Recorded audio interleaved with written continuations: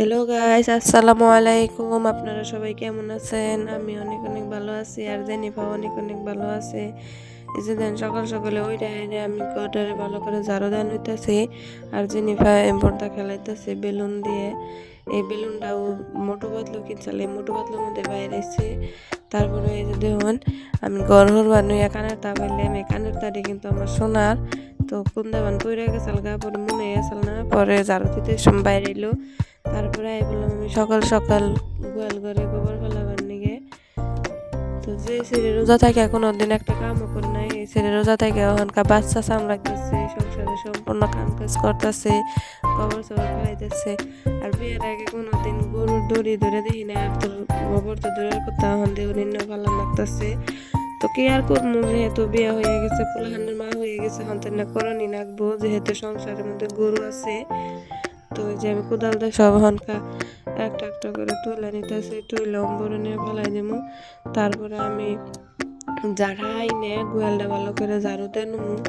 গোয়ালে কিন্তু দুইটা গরু থাকে, দুইটা গরু আর দুইটা বাছুর আর কি। বাছুর দিলে খের বিছাই দেওয়া নয়, যেহেতু ঠান্ডা ভালো করে যাই নেই, এই জিনতে খের বিছাই দেওয়া নয়। তারপরে এই যে এখনকার অম্বুরটা এখনকার ঝাড়ু দিবার আইছি।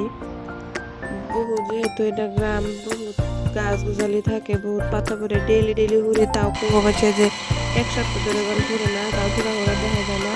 তো তারপরে বললাম আমি কাগজ চোপড় ধোয়ার নিয়ে রোদ উঠে গেছে।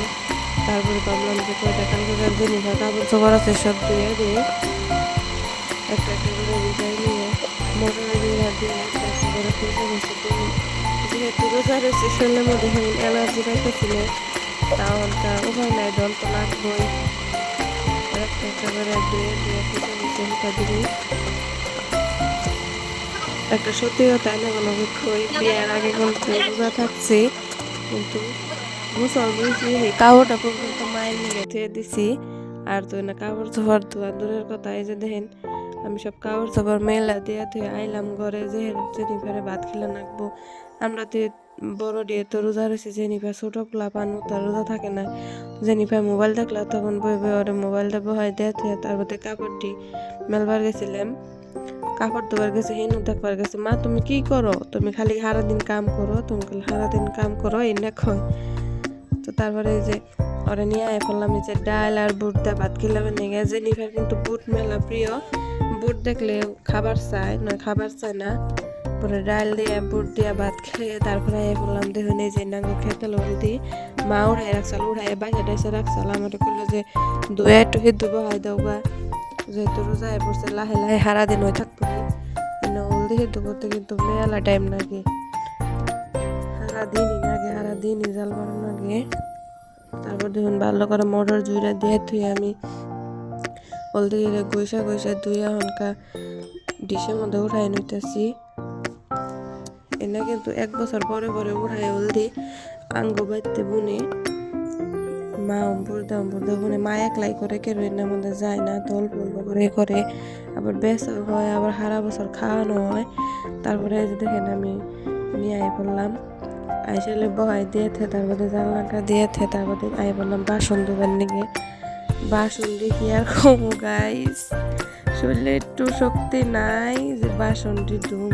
যেহেতু আমরা আইসালে রান্ধি, চৌকার মধ্যে রান্ধি, বহুত কালি পরে, কালি গসপান হইয়া আমার জীবন তেনা তেনা হইয়া গেছে। দেখেন কি করে আমার মুখের রিয়াকশনটা দেখলে বুঝতে পারবেন যে আমার শরীরে শক্তি আছে না নাই। এনে বসতে যাওয়ার না, আল্লাহ এটা কি দুয়ারাইছি, কি দুয়ারাইলে পাগল হয়ে গেলাম গা। তারপরে দেখি যে কড়াই কি বাজি বানাইছিলাম নাকি নাকি দোসার এনে উঠে না, পরে জামাতে ভালো করে ঘষে পরে ধুইয়ে তারপরে ঘরে আইছিলাম। যেহেতু রোজার দিন আর আমার একটা বাচ্চাও আছে, তো রোজা থেকে কাম কাজ করে বাচ্চা সামনে ভিডিও করাটা আমার পক্ষে মেলা আর কি কষ্টদায়ক হয়ে যায়।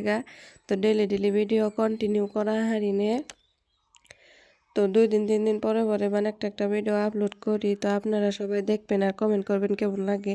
তো ভিডিওটা ভালো লাগলে লাইক কমেন্ট শেয়ার করে দেন, আর পেজটা ফলো করে দেন। Bye bye.